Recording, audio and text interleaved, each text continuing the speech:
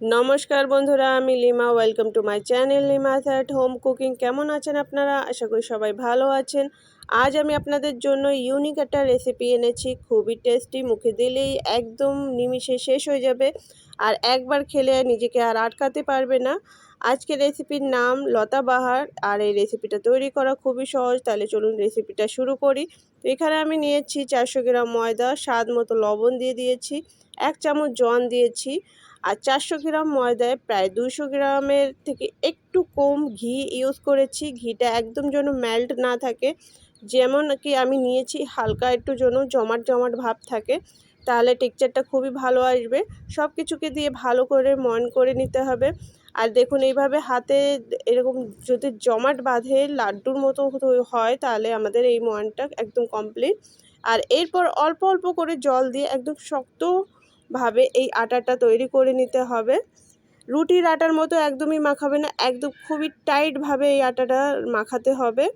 আটা মাখা হয়ে গেছে। আটাটাকে একদমই রেস্টে রাখার কোনো প্রয়োজন নেই, এটাকে ডাইরেক্টই আমি রুটি তৈরি করে নেব।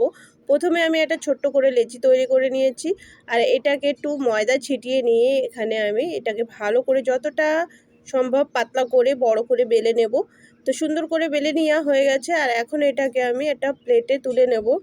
আর এরপর সেম প্রসেসে আমি আর একটা ছোট্ট করে সেম সাইজের লেচি নিয়ে নিয়েছি আর এটাকেও ময়দা ছিটিয়ে নিয়ে সেম প্রসেসে বেলে নেব, যতটা সম্ভব বড় করে নেব। তো এটাও বেলা হয়ে গেছে আর এরপর আমি একটু সামান্য ময়দা ছিটিয়ে দেব উপর থেকে। আর যে প্রথমে একটা রুটি বেলে তুলে রেখেছিলাম সেই রুটিটা এর উপরেই দিয়ে দেব। আর এখন এর উপরে আবার ময়দাটা দিয়ে এটাকেও বেলে নেব। আমি যেভাবে করছি স্টেপ বাই স্টেপ আপনারা এইভাবেই ফলো করবেন, তাহলে একদম পারফেক্ট রেজাল্ট আসবে। খুবই টেস্টি হয়, একবার অবশ্যই এই রেসিপিটা ট্রাই করবেন। দেখতে যেমন সুন্দর, খেতেও কিন্তু ততটাই টেস্টি হয়। তো এখন এটাকে এইভাবে বেলে নিতে হবে বড় করে। প্রথমে একটু হয়তো সরে যেতে পারে, কিন্তু যখন আস্তে আস্তে বড় করে বেলে নেবে এটা ভালো করে সেট হয়ে যাবে একে অপরের সাথে। আর সুন্দর করে বেলে নেওয়ার পর এইভাবে সাইড দিয়ে আমরা রুটিটাকে কেটে নেব। আর দেখুন এইভাবে 4 কোণা শেপ দিয়ে দেব, যেভাবে কাটছি ঠিক এইভাবেই। আর এরপর এই মাঝের থেকে আবার এই রুটিটাকে আমি 2 ভাগ করে নিলাম, এই 4 কোণা ভাগটাকে এইভাবে 2 ভাগে করে নিলাম। আর এরপর এখানে এর ভিতর থেকে আমরা এরকম ছোট ছোট করে কাট লাগাবো। কাছাকাছি যত পাতলা করে লাগাবেন ততটাই ভালো হবে। আর যখন কাট লাগাবেন দেখবে যেন একদম ছাড়িয়ে না যায়, উপর নিচে স্পেস রাখবে এইভাবে, মানে মাঝখানটাই একটু কাটটা লাগাতে হবে। দেখলে নিশ্চয়ই বুঝতে পারবেন আমি কিভাবে করছি। এটা হয়তো আমি বলে বোঝাতে পারছি না, তবে দেখলে আপনারা নিশ্চয়ই বুঝতে পারবেন আমি কিভাবে কাটটা দিয়েছি। আর এরপর একটা বাটিতে আমি প্লেন জল নিয়েছি আর যে সাইডগুলোতে আমি জায়গা ছেড়ে দিয়েছি 2 সাইডে, সেই 2 সাইডে প্রথমে আমি জলটাকে ভালো করে লাগিয়ে দিচ্ছি। আর এখন আমি এই রুটিটাকে তুলে একে অপরে আরেকটা কোণা দিয়ে দুটো কোণা এইভাবে জয়েন্ট করে দেব। দেখুন আমি যেভাবে করছি স্টেপ বাই স্টেপ ঠিক এইভাবেই করতে হবে, একদম পারফেক্টলি হবে। খুবই সহজভাবে এটি তৈরি করা যায়। একবার যদি আপনারা এটাকে এইভাবে বানান আর দ্বিতীয়বার দেখার প্রয়োজনও হবে না, এতটাই সহজ। আর যখন বানিয়ে কারোর সামনে দেবে সে কিন্তু অবাক হবেই। তো এইভাবে আমি দুটোই সেম প্রসেসে সিল করে নিলাম, দেখতে পেলেন। আর এরপর যেটা করতে হবে, আবার একটু জলটা নিয়ে এর উপরে গায়ে একটু লাগিয়ে নেবেন আর তারপর এটাকে আবার ফোল্ড করে এইভাবেই সেম প্রসেসে এইভাবে সিল করে দেবেন। একটু আঙুল দিয়ে একটু চেপে চেপে দিতে হবে যেন এই সিলটা না খুলে যায়। আর এটা সিল হয়ে গেলে এইভাবে তুলে এই যে যে ঝুড়িগুলো দেখা যাচ্ছে, কাঠটা দেখা যাচ্ছে, এর একদম মাঝামাঝি একটু ফাঁকা করে নেবেন আর এটাকে এইভাবে ফোল্ড করে এইভাবে পাল্টে দেবেন। খুবই আস্তে হালকা হাতে করতে হবে, খুব বেশি টানা হাঁচড়া করলে কিন্তু এই ঝুড়িগুলো কেটে যাবে কিংবা আপনার এই শেপটা আসবে না, যে কোনো জায়গাতে ছিঁড়ে যেতে পারে। তো খুবই হালকা হাতে এইভাবে একটাকে আরেকটার ভিতর থেকে দিয়ে এইভাবে ফোল্ড করে নিতে হবে, বের করে দিতে হবে। আর এরপর আবার একটু জলটা দিয়ে এই কোণার দুটোকেও সিল করে দিতে হবে। তো আমি প্রথম ওই এক সাইডটা সিল করে নিলাম আর দ্বিতীয়বারও এই জায়গায় একটু জল দিয়ে সিল করে নিলাম। জল না দিলে কিন্তু খুলে যাওয়ার ভয় থাকে, এই জন্য জলটা দিতে হবে। আর এরপর দেখুন পাতাটা আমাদের পুরোপুরি কমপ্লিট। এইভাবেই আমি সবগুলো বানিয়ে নেব এক এক করে। আগেও 4টে বানিয়ে রেখেছিলাম। আর এরপর দেখুন আমি আরেকবার আপনাদেরকে সুবিধার জন্য আরেকটা বানিয়ে দেখিয়ে দিচ্ছি, যেটা ছিল পাশে। তো একবারে আপনারা দুটো করে পাতা তৈরি করে নেবেন খুবই ইজিভাবে এইভাবে। তো ব্যাস এইভাবে সিল করে নেওয়ার পর এটাকেও এইভাবে একদম মাঝের থেকে এইভাবে একটার ভিতর থেকে আর এক সাইডে বের করে দিতে হবে কোনাটাকে। আর এইভাবে বের করে দেওয়ার পরে হালকা হাতে ঝাড়া দেবেন, তাহলে প্রত্যেকটা লেয়ার ভালো করে ছাড়া ছাড়া হয়ে যাবে। আর হ্যাঁ, একটু সাবধানে করবেন যেন লেয়ার একটাও না ছিঁড়ে যায়, ঝুড়িগুলো না ছিঁড়ে যায়, নাহলে আপনার পুরো বেকার মেহনত হয়ে যাবে। তো যে কষ্টটা আপনারা করছেন সেটাকে সেইভাবে আর মূল্য দেবেন। তো এখন দেখুন আমি দুটো জায়গাটাই সিল করে দিলাম দুই সাইডে, আর এটাও আমাদের পুরোপুরি কমপ্লিট। কি সুন্দর করে পাতার শেপ হয়ে গেছে দেখতেই পাচ্ছেন। তো এইভাবে আমি প্রত্যেকটা পাতাবাহার তৈরি করে নিয়েছি। আর এখন পালা এটাকে ফ্রাই করার জন্য। ও হ্যাঁ, এই পাতাবাহার তৈরি করার সময় যে সাইডগুলো আমরা কেটে রেখেছিলাম সেটাও কিন্তু নষ্ট করা হয়নি, সেটার কি করা হয়েছে সেটাকেও আমি দেখিয়ে দেব। তো প্রথমে আগে আমি পাতাবাহারগুলোকে ফ্রাই করে নিই।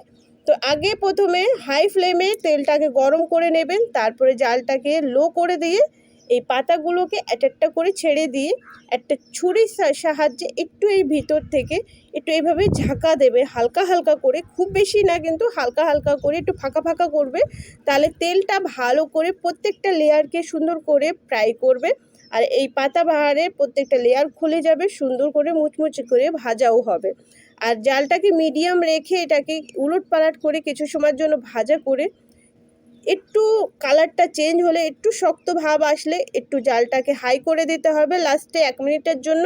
জালটাকে হাই করেই এটাকে যেই গোল্ডেন কালার চলে আসবে এটাকে পটপট করে তুলে নিতে হবে। তো ব্যাস সেম প্রসেসে আমরা প্রত্যেকটা লতাবাহারকে ভেজে নেব। তো যে প্রসেসটা আমি বললাম এটা একটু খেয়াল দিয়ে শুনলে আপনারা বুঝতে পারবেন কিভাবে এটাকে ফ্রাই করতে হবে। ফ্রাই করার সমস্যা হবে না, এইভাবেই ফ্রাই করলে একদম মুচমুচে খাস্তা এই পাতাবাহারগুলো ফ্রাই হয়ে বেরিয়ে আসবে।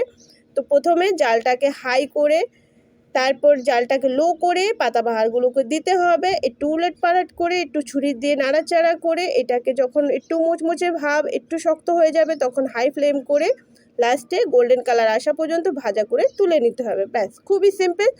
এরপর দেখুন এই যে আমি এই নিমকিগুলো কেটেছি, যে সাইডটা বেঁচে গেছিলো সেগুলোকে আমি ছোট্ট ছোট্ট করে পাতলা পাতলা করে এই নিমকিগুলো কেটে নিয়েছি।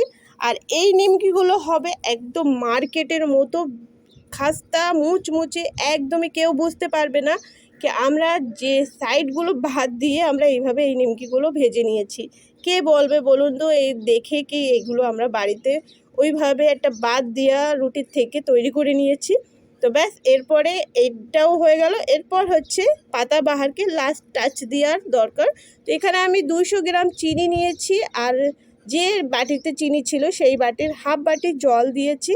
আর এটাকে গ্যাসটাকে অন করে দিলাম। একটু জাল দেওয়ার পর যখন চিনিটা গলে গেছে একটু কেশর দিয়ে দিচ্ছি।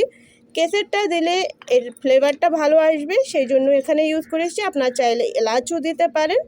আর কিছু সময় এখানে জাল দিয়ে নেব।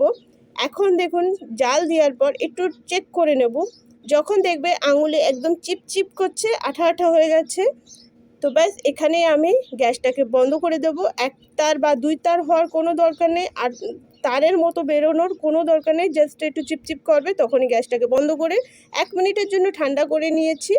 খুব বেশি ঠান্ডা করা যাবে না, গরম গরমেই কিন্তু এই পাতাবাহারগুলোকে আমরা এখানে ডিপ করে দেব। একটু গরম না থাকলে কিন্তু রসটা ভালো করে পাতাবাহারের ভিতরে যাবে না। তো ডিপ করার পর 5 থেকে 10 সেকেন্ডের জন্য এপিট ওপিট উলট পালট করে এটাকে চট করে তুলে নিতে হবে। এটাকে কিন্তু ডিপ করে রেখে দেওয়া যাবে না। তো 5-10 সেকেন্ডের জন্য রাখতে হবে, উলট পালট করতে হবে, আর ব্যাস তুলে নিতে হবে। আর খাস্তা মুচমুচে এই পাতাবাহার আপনাদের রেডি। বাড়িতে কোনো গেস্ট আসলে তার সামনে দিলে সে একদম অবাক হয়ে দেখবে কি এত সুন্দর একটা রেসিপি আপনারা কিভাবে তৈরি করেছেন।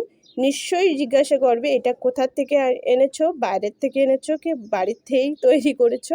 তো জিনিসটা খুবই সিম্পল, বানাতে খুবই সিম্পল, খেতে খুবই টেস্টি। একবার হলেও ট্রাই করে দেখবেন, খুবই ইজিভাবে বানাতে পারবেন। রেসিপিটা আপনাদের কেমন লাগলো আমাকে জানাতে ভুলবেন না কমেন্টে। ভালো লাগলে লাইক করে দেবেন। আর আমার চ্যানেলকে সাপোর্ট করতে, চ্যানেলকে সাবস্ক্রাইব করতে একদম ভুলবেন না। আর এমনই নতুন নতুন রেসিপি আপনাদের জন্য আমি আনতে থাকবো। আমার পাশে থাকবেন, আমাকে সাপোর্ট করবেন।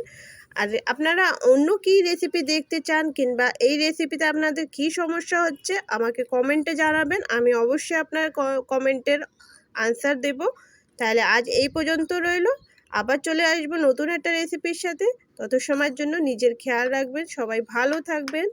আর দেখুন এই রেসিপিটা কতটা খাস্তা, আমি আপনাদেরকে ভেঙেও দেখিয়ে দিচ্ছি কতটা মুচমুচে, একদম এর সামনে জিলেপিও ফেল হয়ে যাবে।